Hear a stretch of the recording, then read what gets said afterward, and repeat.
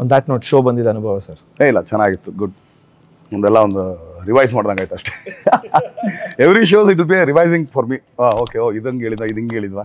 ಆಮೇಲೆ ಒಂದೇನಂದರೆ ಶೋಗೆ ಬಂದು ಏನೋ ಸುಮ್ಮನೆ ಬಣ್ಣದ ಮಾತಾಡೋದಕ್ಕಿಂತ ಈ ಶೋ ಈಗ ಈ ಶೋನಿಂದ ನಾನೊಂದಷ್ಟು ಕಲ್ತ್ಕೊಳ್ಬೇಕು, ನೋಡಿದವ್ರಿಗೆ ಒಂದಷ್ಟು ಏನಾರು ಹೇಳ್ಕೊಡ್ಬೇಕು. ಒಂದೇನಾಗುತ್ತೆ, ಕೆಟ್ಟದಂತೂ ಮಾಡೋಕೆ ಹೋಗ್ಬಾರ್ದು. ನಿಮ್ಗೆ ಒಳ್ಳೇದು ಮಾಡೋಕ್ಕಾಗಲಿಲ್ಲ ಬಿಟ್ಬಿಡಿ, ಕೆಟ್ಟದಂತೂ ಮಾಡೋಕೆ ಹೋಗ್ಬೇಡ್ರಿ. ಯಾರಿಗೋ ಏನೋ ಪ್ರೋವೋಕ್ ಕೊಡೋದು, ಇನ್ಯಾರಿಗೋ ಟಾಂಗ್ ಕೊಡೋದು, ಬಟ್ ಏನೇ ಆದರೂ ಕೂಡ ಹೆಂಗೆ ಆದರೂ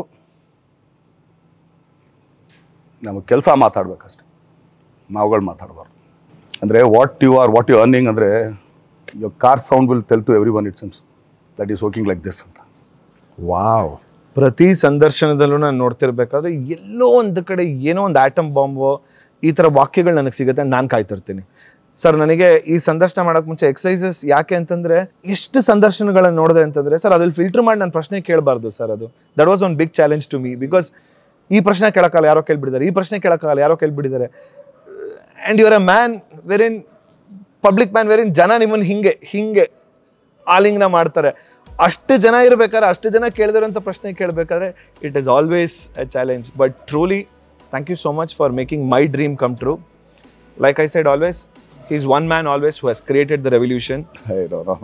ಖಂಡಿತ ಇಲ್ಲ, ನೀವು ದಯವಿಟ್ಟು ಅದು ತೆಗೆದುಬಿಡಿ. ಖಂಡಿತ ನಿಜ, ಇದನ್ನು ಹಾಗೆ ಹಾಕ್ತೀನಿ ನಾನು. ನಮ್ಗಲ್ದಿರ ಸುಮಾರು ಜನ ಅಭಿಮಾನಿಗಳು ಒಪ್ಪಂತ ಮಾತು ಸರ್. ಇದೇ ರೀತಿ ಇನ್ಸ್ಪೈರ್ ಮಾಡ್ತಾರೆ.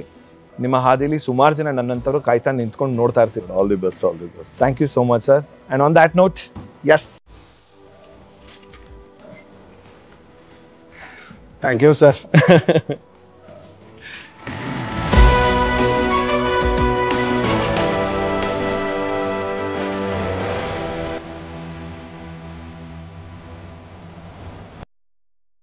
ಇದೇ ರೀತಿ ಇನ್ನಷ್ಟು ವಿಷಯಗಳನ್ನ ತಿಳ್ಕೋಬೇಕು ಅಂತಂದರೆ ಗೋಲ್ಡ್ ಕ್ಲಾಸ್ ವಿತ್ ಮಯೂರ ಅಂತ ಮೇನ್ ಚಾನಲ್ ಇದೆ, ಅಲ್ಲಿ ಹೋಗಿ ಪೂರಾ ವಿಡಿಯೋನ ನೀವು ನೋಡಬಹುದು. ಸೊ ಮಿಸ್ ಮಾಡಿದಿರಾ ಲೈಕ್ ಮಾಡಿ, ಸಬ್ಸ್ಕ್ರೈಬ್ ಮಾಡಿ, ಇಷ್ಟ ಆದರೆ ಶೇರ್ ಕೂಡ ಮಾಡಿ.